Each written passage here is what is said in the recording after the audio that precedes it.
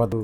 ఆంజనేయ స్వామి వారి జీవనం కూడా మనకి అదే తెలియజెప్పింది. అనుసరించే ఘట్టం కూడా మంచి తత్వాన్ని నీవు అనుసరించి ధర్మం వైపుగా నీవు వెళితే నీలో ఉన్న బలాలన్నీ కూడా నీ హృదయంలో ఉన్నటువంటి పరమాత్మే నీకు తెలియజెపుతూ ఉంటాడు.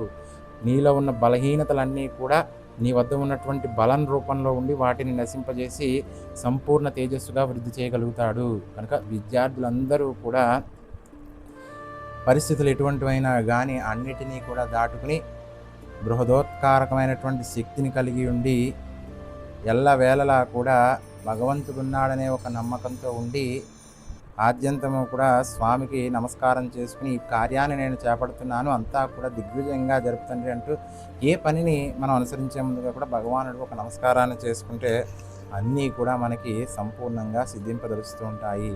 ఈ విధంగా సుందరకాండ అనేది జనులందరికీ కూడా ఒక జీవన సందేశంలా ఉపయోగపడుతూ వ్యక్తిత్వ వికాసముగా ఉండి రామచంద్ర ప్రభువుల వారి యొక్క తేజోవంతమైనటువంటి తత్వాన్ని అంతరినీ కూడా ప్రస్ఫుటింపదలుస్తూ రామపాదా సేవా దురంధర తరుపుతుడుగా ఆంజనేయ స్వామి వారి యొక్క భక్తి తత్వానికి చాటి చెప్పే అపూర్వమైనటువంటి కథ.